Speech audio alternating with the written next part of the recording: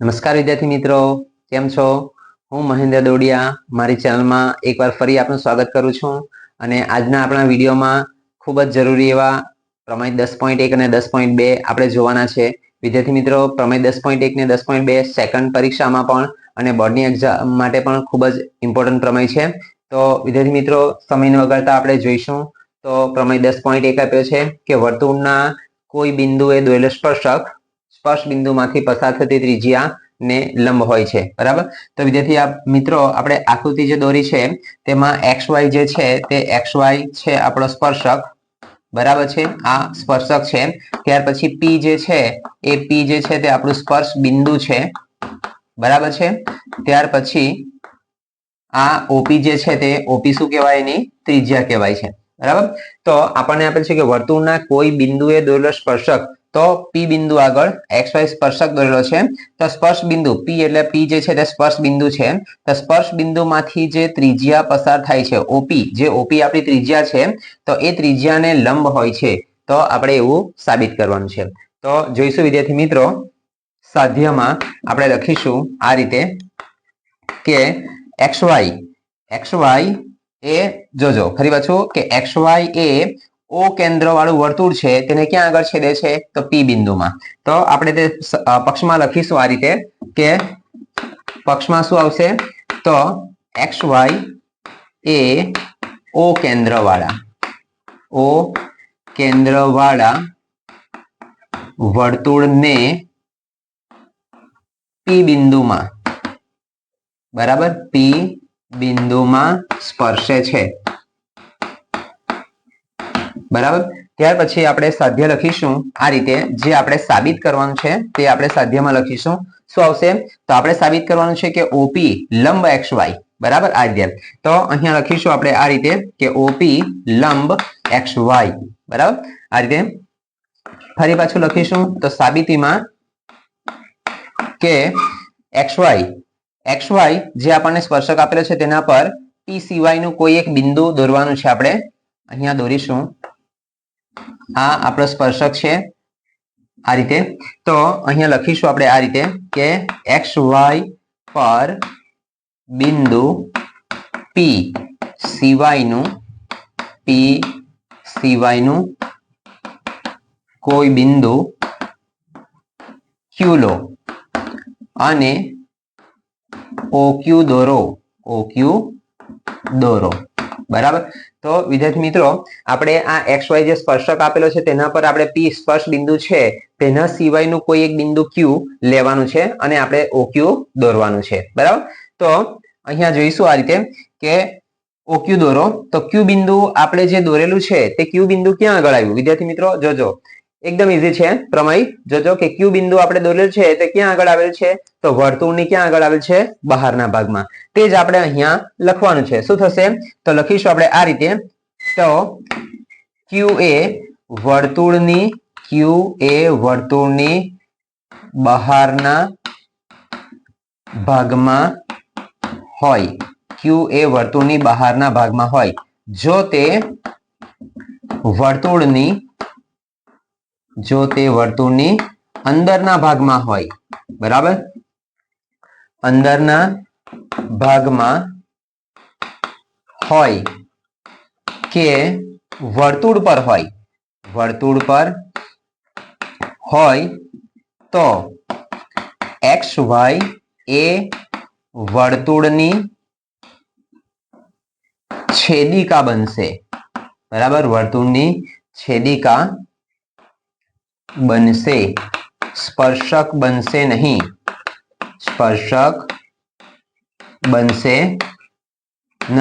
બરાબર. વિદ્યાર્થી મિત્રો જોઈશું તો છેદિકા એટલે શું આવશે કે વર્તુળને બે ભિન્ન બિંદુમાં છેદતી રેખાને વર્તુળની છેદિકા કહેવાય. હવે આ જે આપણે લખેલું છે આ રીતે જોજો કે Q એ વર્તુળની બહારના ભાગમાં, આ જે છે તે વર્તુળની બહારના ભાગમાં છે. હવે જોઈશું તો વિદ્યાર્થી મિત્રો આ રીતે કે જો તે વર્તુળની અંદરના ભાગમાં, શું કીધું છે કે વર્તુળની અંદરના ભાગમાં હોય એટલે Q બિંદુ આવી રીતે આપેલું હોય. જોજો અહીંયા આપેલું છે આપણને કે X અને Y. આ આકૃતિ દોરવાની નથી, ખાલી સમજવા પૂરતી દોરીએ છીએ આપણે કે Q બિંદુ P અને Q બિંદુ અહીંયા અંદરના ભાગમાં આપેલું હોય કે પછી વર્તુળ પર આપેલું હોય આ રીતે.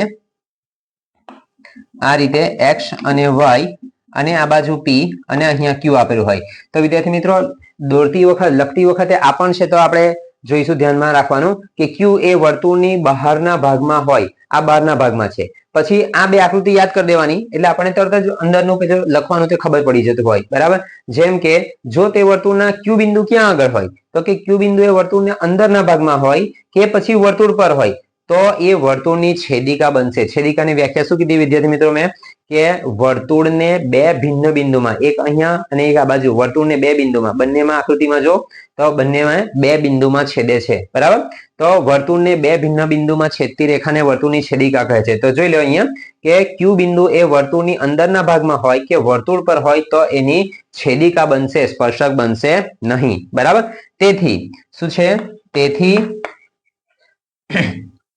તેથી OQ એ વર્તુળની ત્રિજ્યા કરતા મોટી છે વર્તુળની ત્રિજ્યા કરતા મોટી છે તેને સંકેતમાં લખવું હશે તો કેવી રીતે લખાશે વિદ્યાર્થી મિત્રો આ રીતે કે OQ ગુરુત્તર OP બરાબર એટલે OQ નું માપ આપણને દેખાતું છે વિદ્યાર્થી મિત્રો જોજો અહીંયા કે આ જે OQ નું માપ છે તે OP ના માપ કરતા કેવું છે મોટું છે બરાબર તો OQ એ OP કરતા મોટી છે તેને સંકેતમાં આવી રીતે લખાશે કે OQ ગુરુત્તર OP બરાબર ફરી પાછું અહીંયા લખીશું કે આ હકીકત XY પરના બિંદુ P સિવાયના કોઈ પણ બિંદુ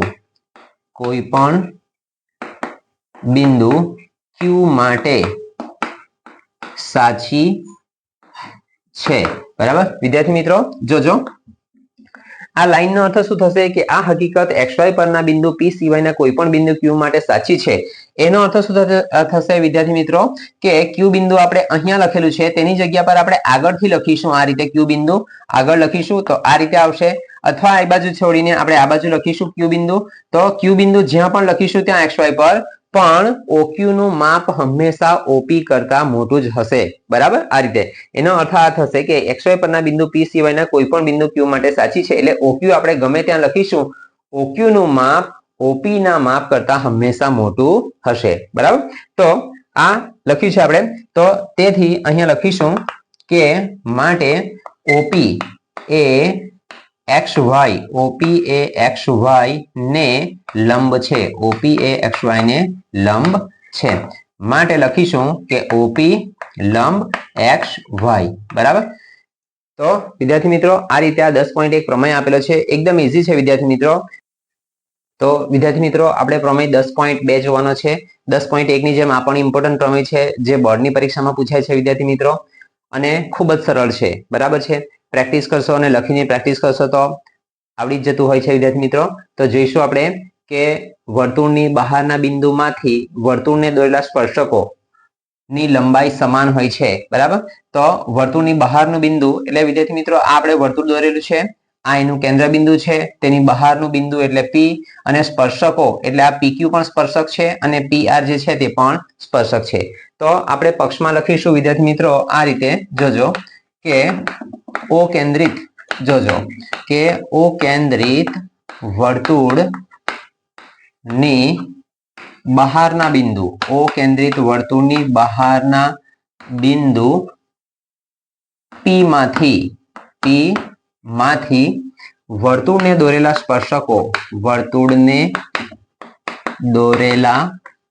સ્પર્શકો PQ અને PR છે બરાબર જોજો વિદ્યાર્થી મિત્રો ફરી પાછું કે O કેન્દ્રિત વર્તુળ છે તેની બહારનું બિંદુ P છે તો P માંથી સ્પર્શક દોરેલા છે એક આ બાજુ અને નીચે બરાબર તો PQ અને PR બંને સ્પર્શકો દોરેલા છે તો આપણે સાબિત એવું કરવાનું છે કે PQ અને PR બંને સરખા છે આ PQ અને PR બંને સરખા છે સ્પર્શકો એવું સાબિત કરવાનું છે તો સ્વાધ્યાયમાં આપણે જે સાબિત કરવાનું છે તે લખીશું આ રીતે કે લખીશું તો PQ બરાબર PR એટલે કે જે આપણે સાબિત કરવાનું છે PQ અને PR બંને સરખા છે બરાબર છે આગળ સાબિતીમાં જોઈશું આપણે આ રીતે કે સાબિતીમાં શું જોઈશું આપણે તો પહેલા આપણે દોરવાનું છે ઓપી જોડવાનું છે, ઓક્યુ દોરવાનું છે અને ઓઆર દોરવાનું છે. તો તે જ આપણે અહીંયા લખીશું આપણે કે ધારો કે અહીંયા આગળ લખીશું ધારો કે ઓપી ઓક્યુ અને ઓપી ઓક્યુ અને ઓઆર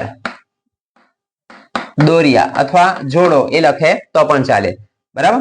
તેથી શું થશે વિદ્યાર્થી મિત્રો, આપણે આ જોડેલું છે, બરાબર. ઓપી દોરેલું છે, ઓક્યુ દોર્યું અને ઓઆર દોર્યું. તેથી શું બને તો ખૂણો ઓક્યુપી બરાબર ઓક્યુપી અને ખૂણો ઓઆરપી એ બને આપણા કાટખૂણા બને, બરાબર. નીચે લખીશું તેથી ખૂણો ઓક્યુપી અને ખૂણો ઓઆરપી એ કાટખૂણા થાય, કાટખૂણા થાય. આગળ શું થશે, કેમ એ કાટખૂણા થાય તો કે લખીશું આ રીતે કે કારણ કે વર્તુળની ત્રિજ્યા સ્પર્શકને લંબ હોય છે, સ્પર્શકને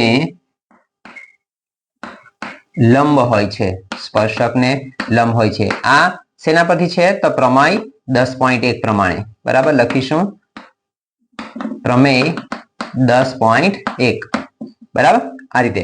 હવે જોઈશું વિદ્યાર્થી મિત્રો, આપણી પાસે બે ત્રિકોણ છે. કયા ત્રિકોણ તો ત્રિકોણ ઓક્યુપી એટલે ઉપરનો ત્રિકોણ અને ઓઆરપી એટલે નીચેનો ત્રિકોણ. તો અહીંયા લખીશું આ રીતે કે ત્રિકોણ ઓક્યુપી અને ત્રિકોણ ઓઆરપી માટે જોઈએ તો શું થશે, તો જે ત્રિકોણ છે વિદ્યાર્થી મિત્રો જોજો એકદમ ઈઝી છે, સરળ છે. શું થશે તો જે ત્રિકોણ છે તે જ આપણે ખૂણો બનાવવાનો કે ખૂણો ઓક્યુપી અને ખૂણો ઓઆરપી એ બંને સરખા આપણે બતાવવાના. તો લખીશું કે ખૂણો ઓક્યુપી બરાબર થશે ખૂણો ઓઆરપી. એ શું છે તો આપણે અહીંયા લખીશું કે શું છે તો કે કાટખૂણા છે, બરાબર. ત્યાર પછી ઓક્યુ બરાબર ઓઆર, ઓક્યુ બરાબર ઓઆર એ શું છે તો કે એ બંને ત્રિજ્યા છે, બરાબર. આ જે છે વિદ્યાર્થી મિત્રો આ બંને એ બંને શું છે આપણી ત્રિજ્યા છે. આ બંને ત્રિજ્યા છે, આ પણ ત્રિજ્યા છે અને અહીંયા આ પણ ત્રિજ્યા છે, બરાબર. પેલા કાટખૂણા છે. ઓપી બરાબર ઓપી અહીંયા લખીશું આપણે કે ઓપી બરાબર ઓપી, ઓપી બરાબર ઓપી નો અર્થ શું થાય વિદ્યાર્થી મિત્રો, આ ઓપી બરાબર ઓપી નો અર્થ શું થશે કે આપણે ઓક્યુપી એ ત્રિકોણ લઈશું તેમાં પણ આપણી ઓપી બાજુ થશે અને ઓઆરપી લઈશું તેમાં પણ આપણી ઓપી બાજુ થશે. એટલે કે ઓપી બાજુ બંને ત્રિકોણમાં આવતી હોવાથી ઓપી સામાન્ય બાજુ કહેવાશે, બરાબર. એટલે અહીંયા લખીશું આપણે સામાન્ય બાજુ, બરાબર. તો વિદ્યાર્થી મિત્રો શું થશે તો આ આપણો કાટખૂણો થશે, આ આપણી કર્ણ થશે, બરાબર. આ કાટખૂણો થાય, આ કર્ણ થાય અને આ આપણી બાજુ થાય.